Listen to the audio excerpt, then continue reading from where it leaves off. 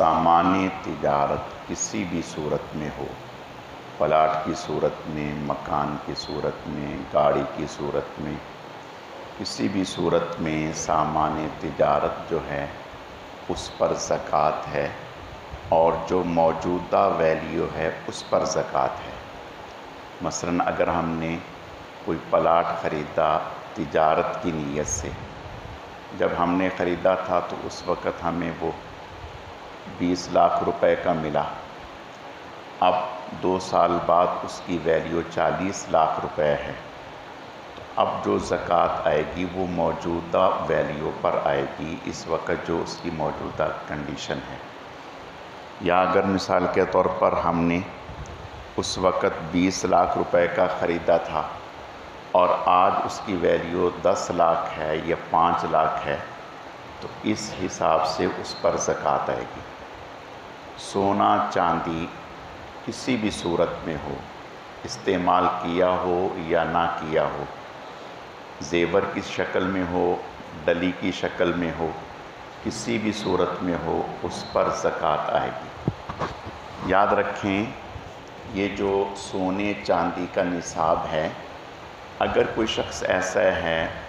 कि जिसके पास चांदी भी है, सोना भी है, तो फिर ऐसी सूरत में चांदी का निसाब पकड़ेंगे, सोने का निसाब नहीं। यानी फिर देखेंगे कि चांदी और सोना दोनों के पैसे मिलाकर 52.5 तोला चांदी की मालियत को पहुंच रहे हैं और पहुंच रहे होंगे तो ज़कात होगी। और अगर किसी के पास चांदी भी नहीं और पैसे भी नहीं, सिर्फ़ सोना है, तो फिर 7.5 तोला निसाब जो सोने का है उसको इख्तियार करेंगे। और अगर ये तीनों चीज़ें हैं तो फिर चांदी के निसाब को लिया जाएगा। जो मकान किराए के लिए है या बर्तन किराए के लिए हैं या गाड़ी किराए के लिए है, या जैसे कारखाने में मशीनें हैं, कारखाने की इमारत है, फैक्ट्री की इमारत है, फैक्ट्री का प्लाट है, इन पर ज़कात नहीं है, बल्कि इससे आने वाले किराए पर ज़कात है, और वो भी तब जब वो निसाब की मिक़दार को पहुँचे। और अगर कोई ख़ाम माल रखा हुआ है सामान तैयार करने के लिए, वो या सामान तैयार करके कारखाने में रखा हुआ है, वो उस पर ज़कात है। और ज़कात जो है, कर्ज़ जो है, अगर किसी आदमी ने कर्ज़ देना है और उसका निसाब जो है वो कर्ज़ अदा करने के बाद कम बचता है, तो फिर ऐसी सूरत में उस पर ज़कात नहीं है। ज़कात चूँकि एक इबादत है तो इसमें नीयत का होना ज़रूरी है। जैसे हम और इबादत अदा करते हैं, मसलन नमाज पढ़ते हैं या हज करते हैं, तो उसमें नीयत है, ऐसे ही ज़कात की अदायगी में भी नीयत है। अगर किसी आदमी ने ज़कात का हिसाब करके ज़कात की रकम अलग करके रख ली, यानी एक दफ़ा हिसाब करके जो ज़कात की रकम बनती थी उससे ज़कात अदा करने की नीयत से अलग करके रख लिया, फिर जैसे ही मुस्तहिक मिलते हैं उसमें से देते रहते हैं, तो फिर अगर देते हुए नीयत ना भी हो, अलग करके रख ली, यही काफ़ी है। और अगर अलग करके नहीं रखी बल्कि अपने हिसाब से दे रहे हैं, तो फिर ज़कात देते हुए ज़कात की नीयत होना ज़रूरी है कि मैं ये ज़कात दे रहा हूँ। और अगर हमने किसी को ज़कात की रकम दे दी, उस वक़्त हमारी नीयत कुछ भी नहीं थी,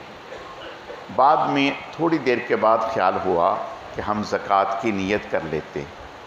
और अगर हम समझते हैं कि अभी थोड़ी ही देर गुज़री है, वो पैसे उसी के पास होंगे, उसने ख़र्च नहीं किए होंगे, फिर अगर हम नीयत करेंगे तो ज़कात अदा हो जाएगी। अगर हमने पहले से किसी को कर्ज़ दे रखा है, अब हम चाहते हैं कि जिसको हमने कर्ज़ दे रखा है वो ज़कात का मुस्तहिक है और वो कर्ज़ हमें वापस नहीं लौटा पा रहा, ہم اس میں زکوٰۃ کی نیت کر لیں اور زکوٰۃ کی نیت سے وہ قرض جو ہے وہ ختم ہو جائے، تو ایسا صحیح نہیں۔ اس کی شکل یہ ہے، ہم زکوٰۃ کے پیسوں سے اس کو پیسے دے دیں، زکوٰۃ کی رقم، اور اس سے کہیں کہ بھئی یہ آپ کے لیے ہے، آپ کے اوپر جو قرض ہے وہ اس سے آپ ادا کریں۔ جب ہم زکوٰۃ کے پیسوں سے اس کو پیسے دے دیں، پھر اس کو کہیں ہاں بھی ہم نے آپ سے اتنا قرض لینا ہے، وہ قرض ہمیں واپس کر دو۔ زکوٰۃ میں مالک بنانا بھی ضروری ہے، یعنی ہم زکوٰۃ جس کو کسی کو دیں تو اس کو مالک بنائیں۔ مثال کے طور پر ایک آدمی ہے، وہ کہتا ہے کہ بھئی میں زکوٰۃ کی رقم سے ایک پلاٹ خریدتا ہوں اور پھر اس پر ایک اسکول بناتا ہوں یا ہسپتال بناتا ہوں تاکہ لوگ اس سے استفادہ کریں۔ اس سے زکوٰۃ ادا نہیں ہو، اس لیے کہ ہم نے زکوٰۃ کے پیسے سے کسی کو مالک نہیں بنایا۔ یا زکوٰۃ کے پیسوں سے ہم نے دعوت کر دی مستحقین کی، غرباء کی، تو اس سے بھی زکوٰۃ ادا نہیں ہوگی۔